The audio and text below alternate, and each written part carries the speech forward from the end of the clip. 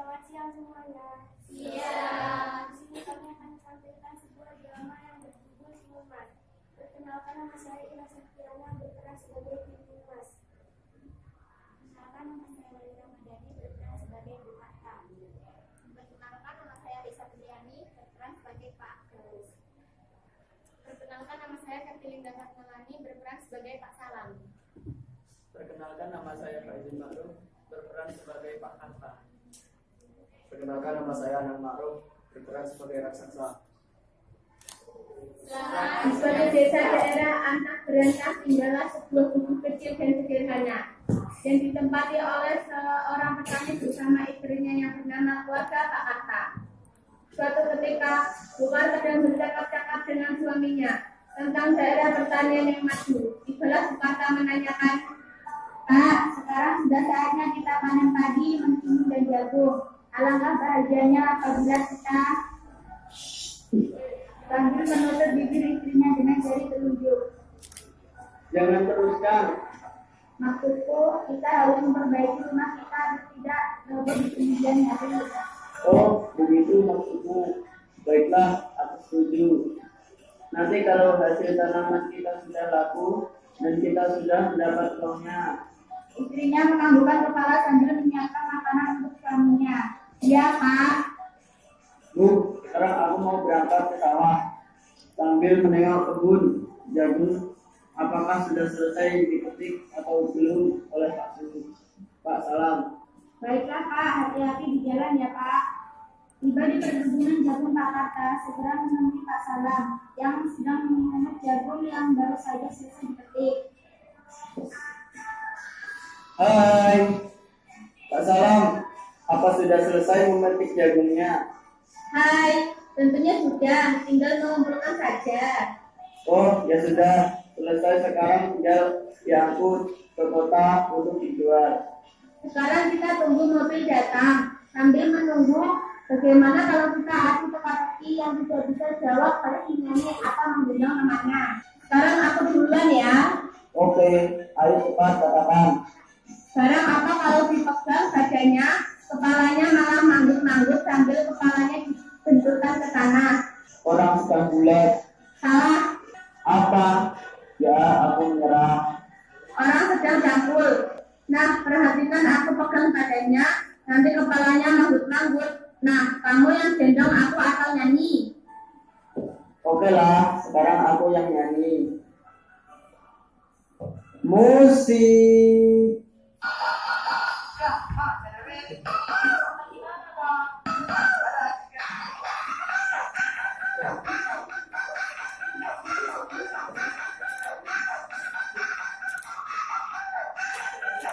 Nah, sekarang giliranmu untuk memberi pertanyaan.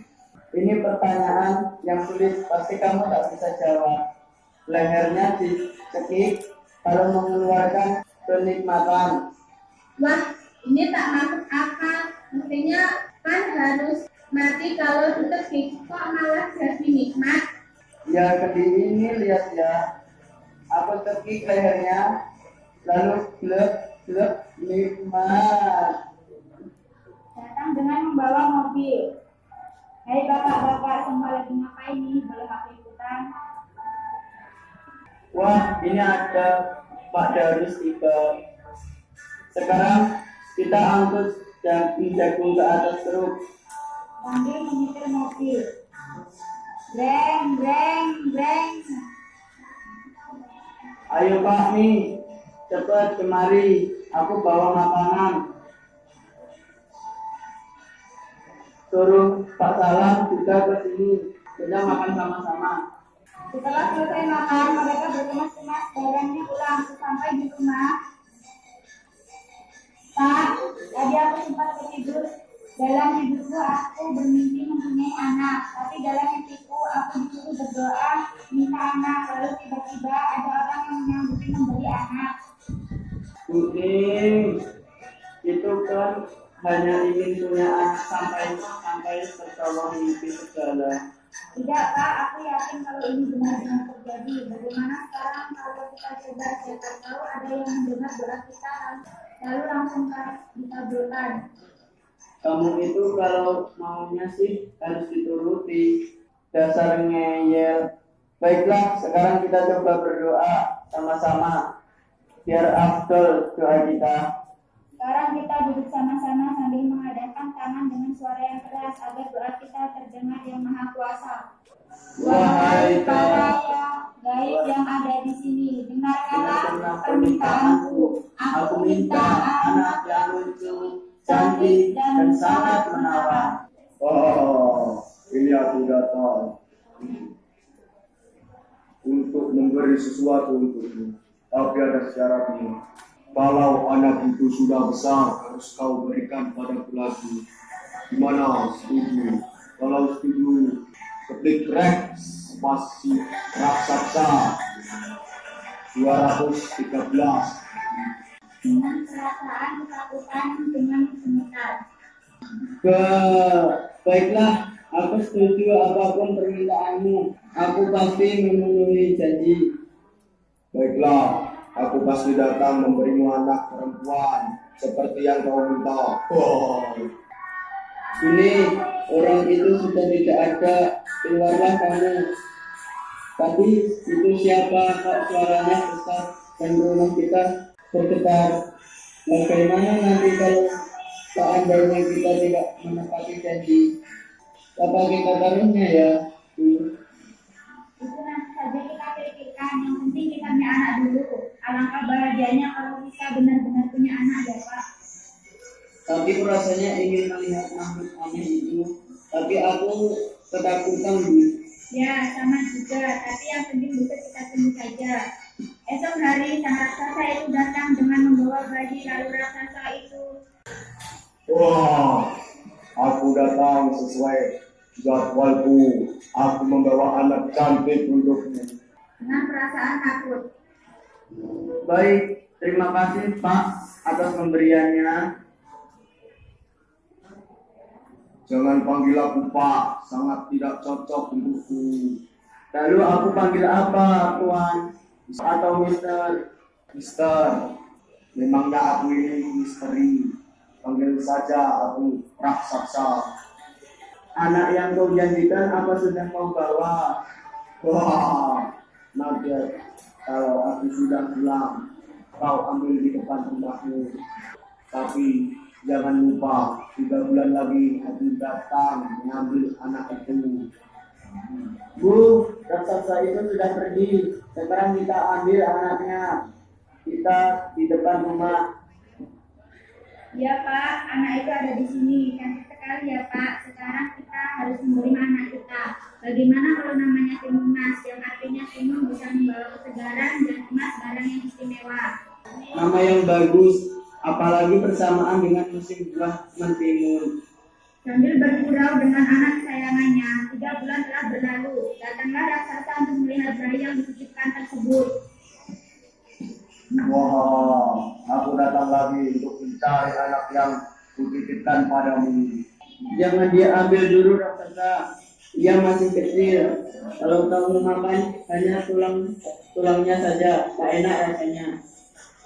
9 tahun lagi kamu datang ke sini bawa anak ini. Betul katamu. Aku akan datang 9 tahun lagi. 6 tahun telah dilewati timun emas dengan kedua orang tuanya yang penuh kebahagiaan dan keceriaan. Tibalah timun emas bermain bersama teman-temannya. Ayo Mun, sekarang kamu mulai ambil batu yang ada dalam lubang lalu masukkan ke lubang berikutnya. Ya Bu. Ayo pulang, nak, sudah sore. Ya Bu, aku sudah selesai. Teman-teman, aku pulang duluan ya. Timun emas memang anak penurut dan tidak pernah membantah orang tua. Suatu saat Timun emas diajak bercakap-cakap oleh kedua orang tuanya. Lalu orang tuanya menceritakan asal-usul Timun emas. Setelah itu, baiklah Bu, sekarang aku tahu dan tidak main jauh dari rumah ini. Baguslah Mun. Tak terasa Timun emas sudah 9 tahun. Tiba-tiba rumahnya bergetar, pertanda tamu tak diundang datang. Aku datang lagi. Ternyata kau berkhianat, wahai manusia. Mana makanan yang kutitipkan? Mun, sekarang kau harus lari lewat pintu belakang, sebarkan satu persatu satu senjata yang sudah ibu siapkan. Baiklah Bu, pesan Ibu akan Mumun laksanakan. Raksasa itu ada di sini. Ayo kejar aku kalau dapat. Kurang ajar. Kau, ialah mempermainkanku.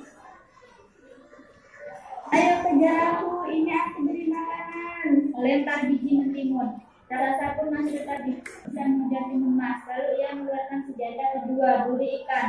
Ternyata halannya berubah menjadi duri. Lalu timun emas mengeluarkan senjata ketiga, garam, dan berubahlah menjadi lautan yang luas. Lalu Ternyata raksasa itu masih bisa mengejarku. Meski senjataku tinggal satu, aku harus tetap menghindar raksasa. Terimalah. tiba-tiba berubahlah kolam kubur yang lengket dan sangat dalam. Ternyata aku terpuruk oleh kolam lumpur. Rasanya aku tidak kuat melangkah. Tolong aku timun emas. Aku tidak akan memakanmu apabila kau mau menolongku. Tolong. Sekarang habislah membayarku sang raksasa yang aku. Aku harus pulang dan melaporkan pada ibu bahwa aku berhasil membinasakan raksasa itu. Pada akhirnya timun emas berhasil membinasakan raksasa dengan bekal yang dibawa dari ibunya. Kemenangan timun emas sampai terdengar di seluruh penjuru kerajaan. Pada akhirnya sang raja berkeinginan untuk menjodohkannya dengan seorang wanita.